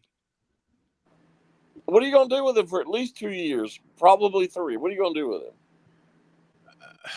him? I don't have an answer to that because they're still not set. Why are you drafting a quarterback? I don't care who it is. Even if it were Caleb Williams, why are you drafting a quarterback? It makes no sense. And then he parades out his head coach and general manager to take 2 gunshots, and everyone else is aiming straight for him. And Arthur Blank hid like the coward he is. Exactly. Arthur Blank hid, brought out the coach and the general manager, and then on top of that, if you think about it, he let Michael Penix take a couple of hits. Well, if you watch the night of the draft, when everybody was shocked that it happened, you can see Arthur Blank in the war room. You can see him sitting there. Yep. And he's high-fiving and clapping with everybody. So I know it was a Blank move. It was. Plain and simple. And since we're talking about division predictions, we already saw what the South will bring. What do you think the East will bring? Well, we know who's not going to win. That team in Texas. Despite I don't think Dallas will make the – I said this earlier in the show. I don't think Dallas will make the playoffs. I don't know what they've done the entire offseason. And they really signed nobody during free agency. Their draft was not good at all. They have no running back. They have no running back whatsoever. And I'm sorry, you're going to rely on Dak Prescott, you're not going to win. And CD Lamb is going to be begging for that contract. Is he really a good receiver? I guess he is, but I don't think he is, because you said it a moment ago, Jay, and Shane, you've said this to me so many times.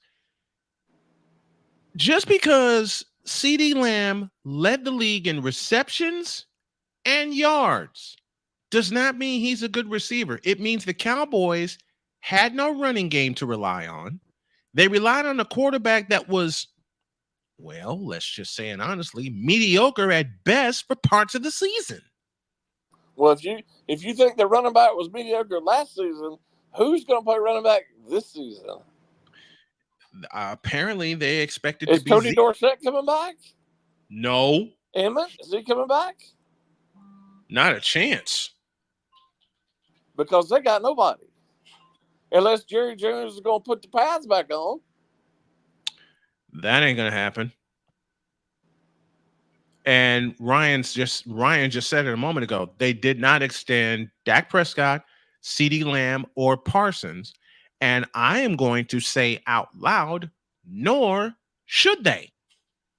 The only one to me right now, the most pertinent one is Parsons. Is The most Parsons. of the three. I'll give you that. Yes.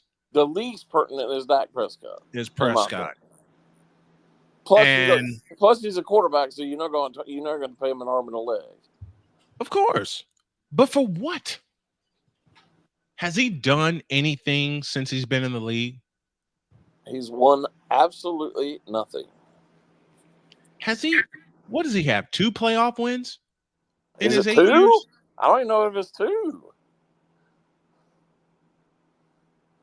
He has 8.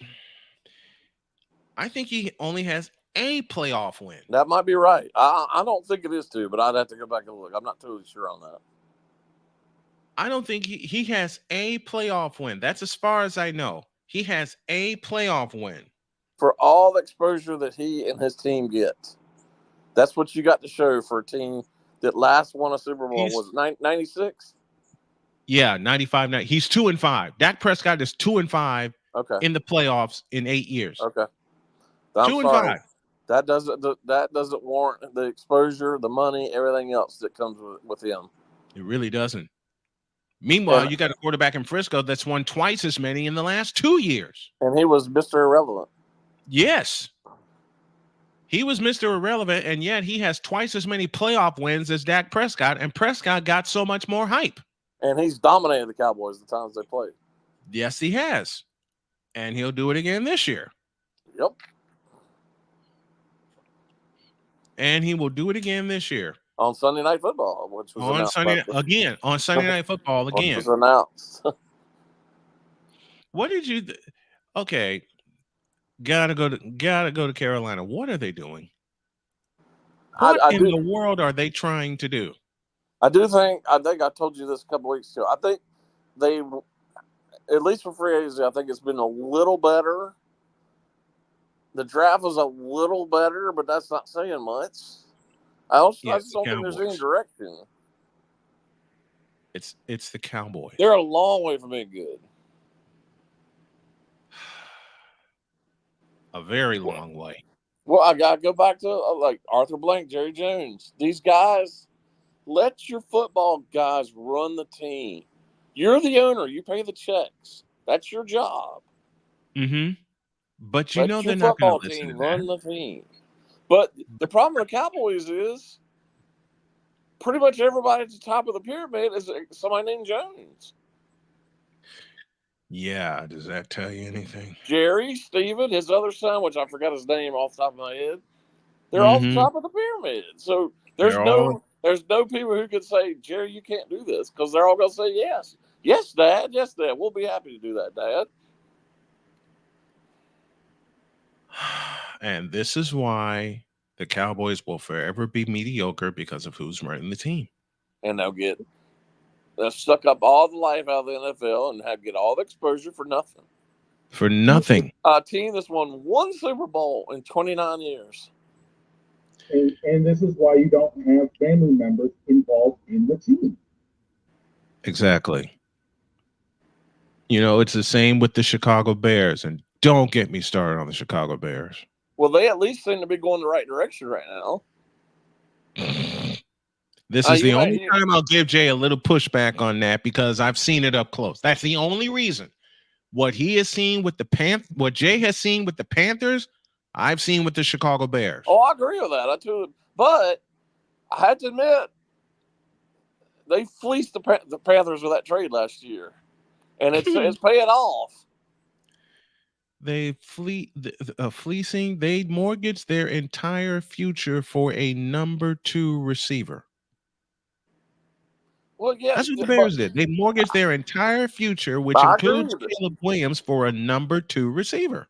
Well, you may not like the Bears, and I get that, but you got to admit they're a lot better off than they were a year or 2 ago. I'll believe that when I see it.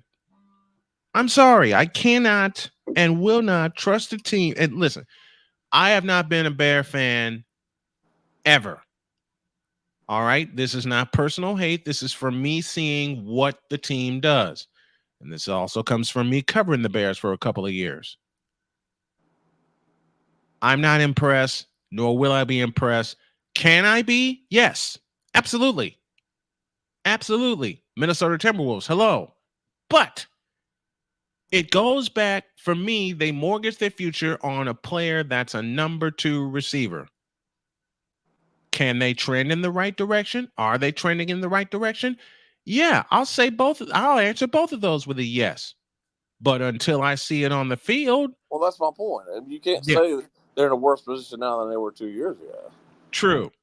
Because the draft picks they got from the Panthers have really paid off. Mm-hmm. But there's still an offensive line to fix. Yeah, I agree with that. But still, I mean, at least for the Bears, and you know the history as well as anybody, other than Jim McMahon in recent years, who's been a quarterback there? Nobody. The Jim McMahon has been the closest thing they've had to a franchise quarterback in years, in many moons. In many moons. And the closest, and I say closest with about 100-yard distance, would be, for me, Eric Kramer. But I put this caveat in there. They misused him. And then to show that all those people, they were debating on whether or not to keep Fields, they basically gave the Fields to the Steelers for nothing. They gave him to the Steelers for nothing. Now, that's a situation I can't wait to laugh at out loud. The Steelers. Which begins with this question. Who's going to play quarterback for them? I think initially Russell Wilson will. Now, at some point, maybe in the first month to 6 weeks, that probably will change. But I just don't. I understand Russell Wilson struggled the last couple of years. But if you look at his stats last year, they weren't as bad as people think they were. Mm-hmm. And to me, Fields is just not a good quarterback. He pulls back and wants to run the ball every single time. You can't do that. Thank you for saying that out loud. Thank you for saying that out loud. It's like when it counts, Lamar Jackson struggles in the playoffs. He pulls it. Now I got a feeling that even Penix said this before the draft. He said, "I want to be the greatest running quarterback ever." Well, you can't do that in the NFL. You can't. You absolutely can't. You absolutely can't do that. If you are going to play quarterback, you have to play the position. Look at Robert Griffin III. He's a prime example. Mm-hmm. He got destroyed. He had destroyed. He had 1 year. Look at your boy, quote Superman. Look at him. He can't even walk now. You know what? A lot of people are going to say this is out of hatred. This is out of me watching football. I wasn't too impressed with Cam Newton at Auburn. Ooh. For the same reason you said about Justin Fields. The same reason. I mean, if we're going to be honest about running quarterbacks, the last good one outside of Michael Vick was doggone Dante Culpepper. Nah. I'll do you one better. The best running quarterback that I have watched is a Hall of Famer, Steve Young. Yes. Because Steve Young not only was a running quarterback, he actually learned how to play the position. George Seifert got in his behind about being a pocket passer and only running when necessary. The fact that Steve also and I think playing, even though they clearly didn't get along very well, I think playing behind Montana for those however many years it was helped him. Yeah, it did. It did. And he said as such. He said as such about playing behind Montana and how it's helped him. And that 40-8 game in 1994 against, oddly enough, the Philadelphia Eagles, where Steve Young got yanked, kicked the door open for him. Yep. The best dual, and according to Tavares, he says it's Lamar. No, the best dual threat quarterback in history is Steve Young. Well, certainly not for Lamar. It's certainly not the best dual threat ever, but not even close. Now you can argue that now, but you can't argue that in terms of history. I can't even argue that now. I can't argue that Lamar is the best dual threat quarterback now. And I have two reasons. One, he struggles in the biggest games, AFC divisional 5 years ago, AFC championship this past season. And secondly, and not many people will say this aloud, except me and a few that watch football with a very critical eye, Lamar has regressed. Lamar has regressed, and the Baltimore Ravens have relied on him too much, on his legs, the same way that the Cowboys became too reliant on Dak Prescott's arm, the same way Seattle became much too reliant on Russell Wilson altogether. Well, let's go back at whatever year that was in the Super Bowl. If they'd given the ball to the running back, they would have had one more Super Bowl win. Mm-hmm. Instead, they throw the ball on the 1 yard line. And Malcolm Butler read it. Oh, no wonder. Malcolm Butler read that. He read it. He did. Everybody read that. What are you talking about? We knew that was coming. I could have jumped that route and made that interception. Shucks, I only have one good leg, and I could have jumped that on the 1 yard line. And for whatever, I guess it's his ego, but it's obvious that Russell Wilson did not get along with Pete Carroll or with he was the Broncos coach. Sean Payton? Yeah, Payton, yeah. And then the other guy that they canned after 3 or 4 games, whatever his name is. Mr. Aaron Rodgers. Who's going to get shelled in week 1. Yeah. I'm talking about Aaron Rodgers I because know. look who he goes to play. Monday Night Football. Look who he plays Monday Night Football. And we made jokes about this earlier in the show. Mike Greenberg said for the Jets not to send Aaron Rodgers to San Francisco because he's going to get pulverized. He's going to absolutely get pulverized. To the Fanatics Feedback Zone very quickly. Play-by-play with JJ. You know, maybe the future looks brighter for Philly sports than I expected. The Cowboys and Giants are dumpster fires. No argument here, except the Giants may wind up competing quicker than expected. That's true. The Braves and Mets are going nowhere. That's a lie because you have the Atlanta Braves in the East Division. And the Knicks / Boston are babies. That's a lie again because the Boston Celtics have the most recent NBA Finals appearance. And while I'm answering JJ and being playful at the same time, as long as Joel Embiid is on that team, they're going nowhere. Period. Well, listen, I heard this a couple weeks ago. When he was younger, he could play the way he is currently at. Right. But now with his injuries, he's going to have to slim down some. He's gonna have to. And JJ, his knees are shot right now. Yeah, his knees are dead. His knees are dead. And JJ, I hate to inform you of this, but your Sixers are more frauds than the Celtics are. Where are the Celtics and where are the Celtics and where are the 76ers? The 76ers are sitting at home getting beat by a Knicks team that turned out to be frauds thanks to the Indiana Pacers. Listen, I was just discussing this with a friend of mine. Even the hardest core NBA fans, other than the Celtics, could not have picked this Final Four. No, I certainly didn't. I certainly didn't. No way anybody could have picked this Final Four. No way. No chance. There's no way I could have predicted this Final Four.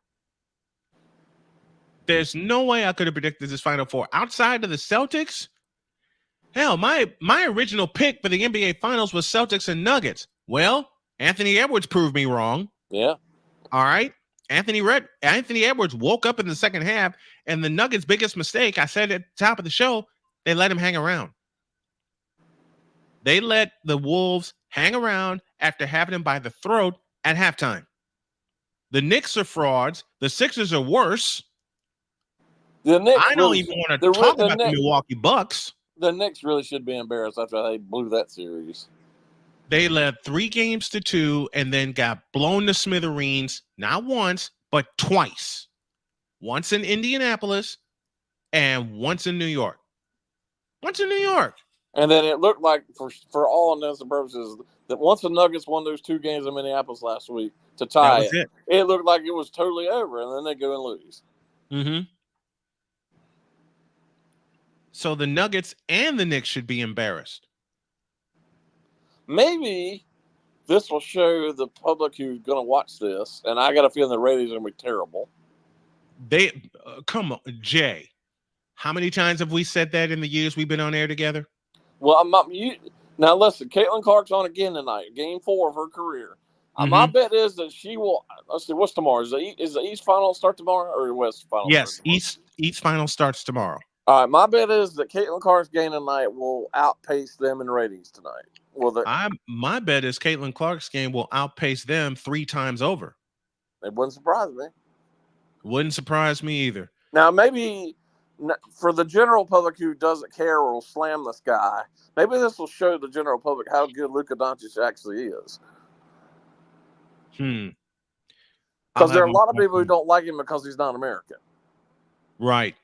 The guy can play. The guy can flat out play basketball. He can, and he will.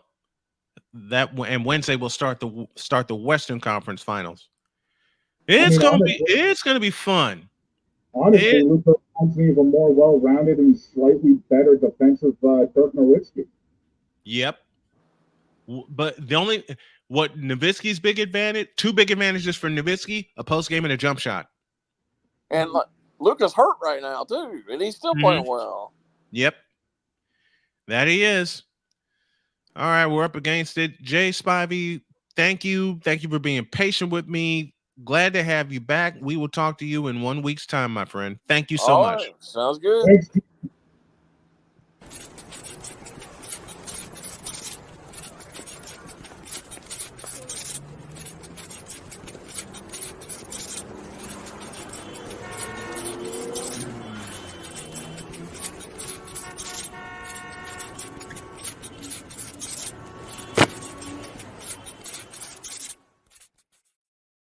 We're done here, but tomorrow, before the Eastern Conference Finals kicks off, I will explain why the Philadelphia 76ers will be a mediocre team next year and worse after that.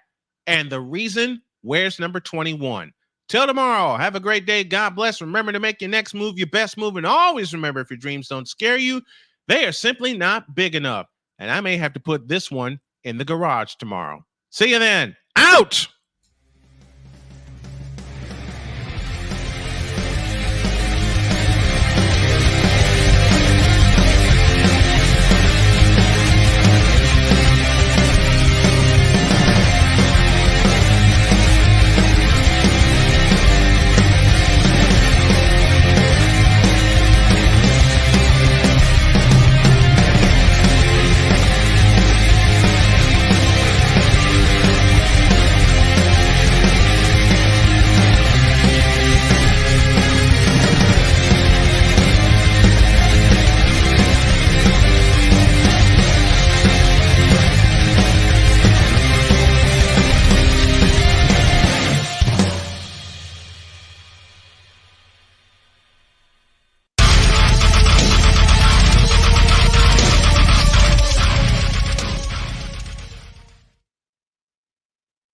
Let's go, Boston.